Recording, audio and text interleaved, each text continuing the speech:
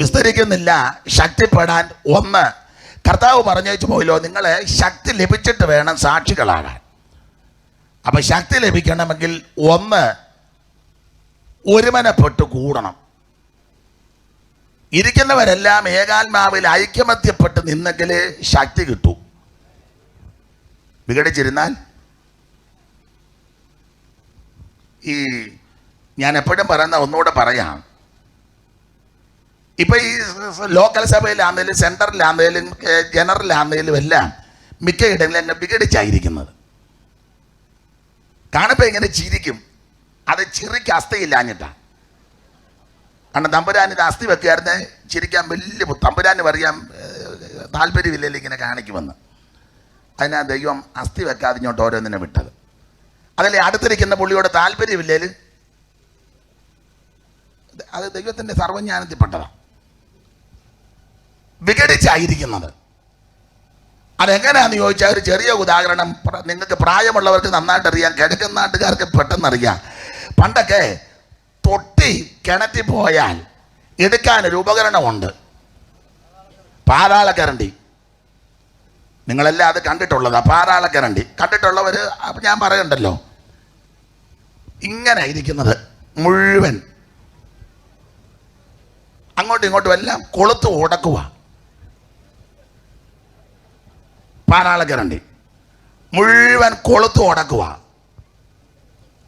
അപ്പൊ തൊട്ടി കിണറ്റി പോയാൽ അരിഞ്ഞാണമെന്നാ പറയുന്നത്. കിണറിന് ഇത്ര അരിഞ്ഞാണം 12, 20, 28. അപ്പൊ ഇത് കയറെ കെട്ടി തൊട്ടി അങ്ങ് പോയല്ലോ. കെട്ടിയച്ച ഇങ്ങനെ മേളിൽ നിന്ന് ഇങ്ങനെ വെക്കും. എങ്ങോട്ടിട്ടാലും ഓടക്കും. ശക്തിപ്പെടുകയല്ല.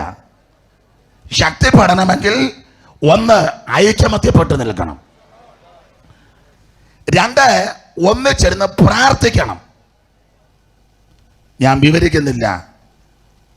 3 താഴ്മയുണ്ടായിരിക്കണം.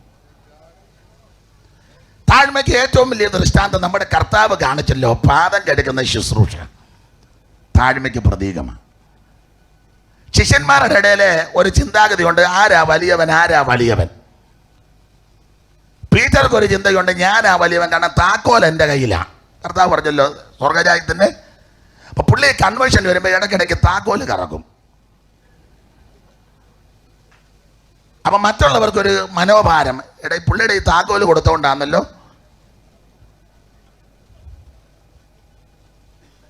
അപ്പം കർത്താവ് അതുകൊണ്ടാണ് പറഞ്ഞത്, സ്വർഗരാജ്യത്തിൻ്റെ താക്കോലേ ഉള്ളു പീറ്ററിൻ്റെ കയ്യിൽ, മരണത്തിൻ്റെയും പാതാളത്തിൻ്റെയും താക്കോൽ എൻ്റെ കയ്യിലാണ്. ഈ യോഹന്നാന്റെ ചിന്ത, ഇയാൾ ഈ ചാവിയായിട്ട് ഓളം തുറന്ന് പൂട്ടിയൊക്കെ നടക്കുന്നെങ്കിലും മാറോട് ചേർന്നിരിക്കുന്നത് ഞാനാ.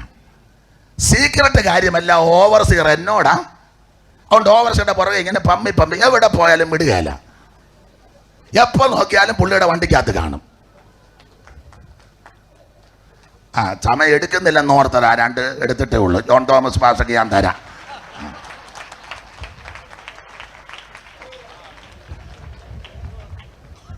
എപ്പോൾ നോക്കിയാലും ഓവർസിയറുടെ കാറിനകത്താ ഉള്ള കുരുക്കൊപ്പിക്കായിരുന്നു.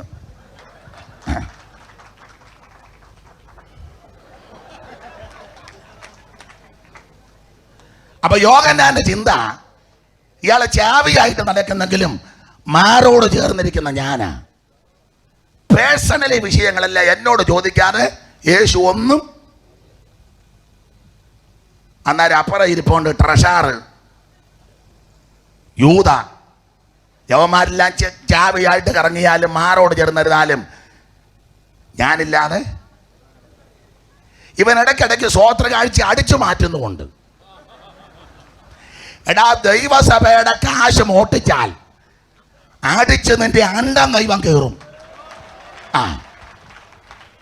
ദൈവസഭയാ. Praise the Lord. പാവപ്പെട്ട ദൈവമക്കളെ ചിലപ്പോൾ റബ്ബർ വെട്ടുന്നവൻ കാണും, റോഡ് പണിക്ക് പോകുന്നവർ കാണും, അയലത്തെ വീട്ടിൽ പാത്രം കഴുകി അതിൽ നിന്ന് കിട്ടുന്ന വരുമാനം കൊടുക്കുന്ന ദൈവമക്കളുണ്ട്. ഇതെങ്ങാനും അടിച്ചു മാറ്റിയാൽ സ്തോത്രം. യൂദായുടെ കയ്യിൽ പണസഞ്ചിയാ. അപ്പൊ യവന്റെ ചിന്ത, ഞാനില്ലാതെ സഭ മുമ്പോട്ട് പോവുകയല്ല. പിന്നെ ഇടിമക്കൾ, അവന്മാര് ഗുണ്ടായിസമാ. അയ്യോ, സഭയ്ക്കകത്തൊക്കെ ഗുണ്ടകളുണ്ട്. ചില സെൻട്രൽ പാസ്റ്റർമാർക്ക്, ഏത് സഭയാണെന്നൊന്നും ചോദിക്കരുത്, സെൻട്രൽ പാസ്റ്റർമാർക്ക് ഗുണ്ടകളുണ്ടെന്ന് കേൾക്കുന്നു.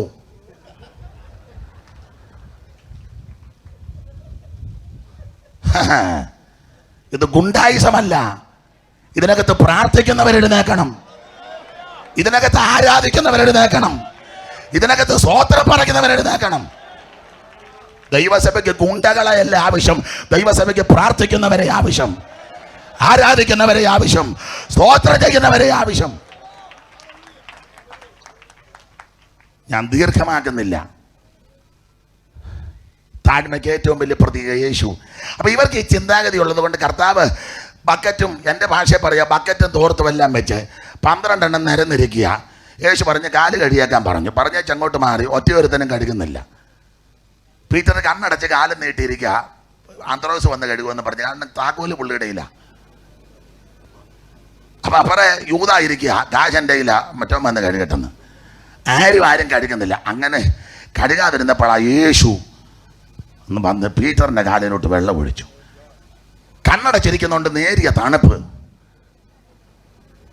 പുള്ളി താഴോട്ട് നോക്കിയപ്പോൾ കർത്താവും ഗുരുവുമായിരുന്നു കഴുകുന്നു. അയ്യോ, ശക്തിപ്പെടണമെങ്കിൽ താഴ്മ ധരിക്കണം. മാതൃക, യേശുവിൻ്റെ മാതൃക. ഒരു ചെറിയ സാക്ഷ്യം പറഞ്ഞ് ഞാൻ ഇരിക്കാം. ധാരാളം കാര്യങ്ങൾ ഇങ്ങനെ ഉരുത്തിരിഞ്ഞ് വരുന്നുണ്ടെങ്കിലും ജോൺ തോമസ് അവർകളെ ഞാൻ അച്ഛാൻ വേണ്ട, എനിക്ക് ഇത്ര മതി, ഗുണമാകാനാണ് ഇതൊക്കെ മതിയെന്ന്. പിന്നെ ഇവിടെ കിടന്ന് അലറി കൂവി മതി. ഒരു സാക്ഷ്യം പറയാം.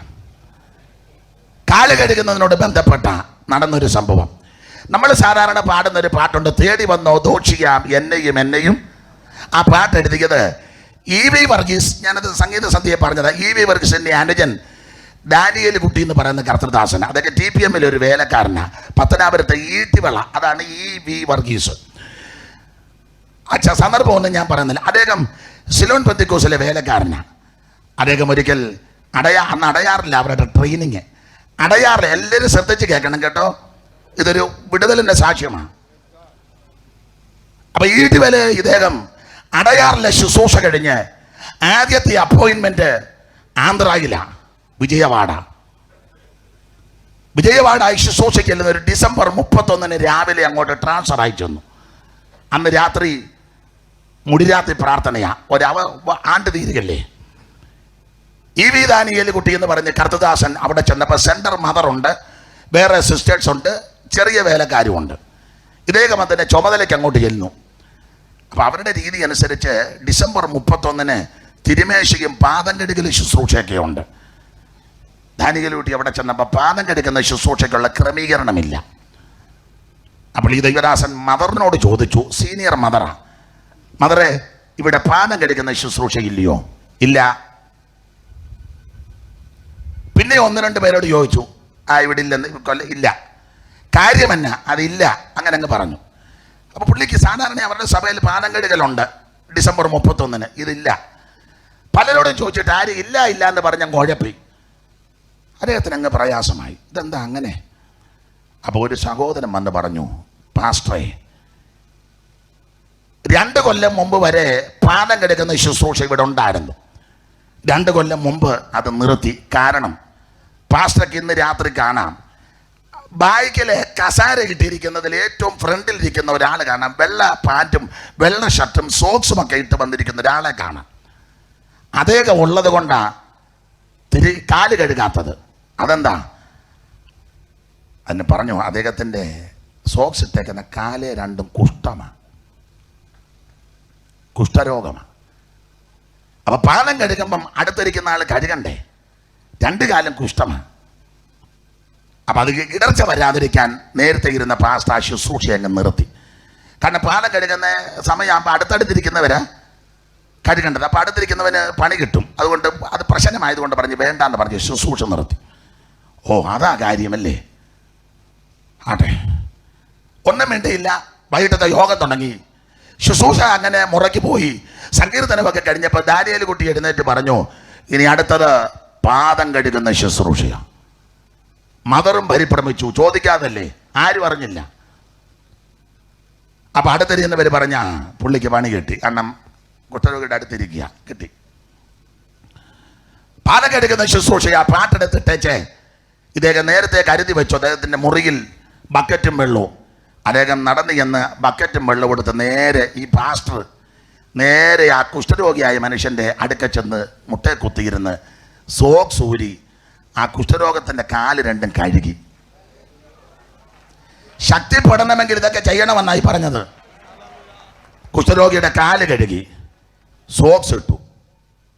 അപ്പം പ്രശ്നം പരിഹരിച്ചു. പിന്നെ എല്ലാവരും അങ്ങ് കഴുകുകാരാ. 2 കൊല്ലം കഴുകാതിരുന്നവനെല്ലാം പ്രാർത്ഥിച്ച് ആശീർവാദം പറഞ്ഞ് എല്ലാവരും പോയി.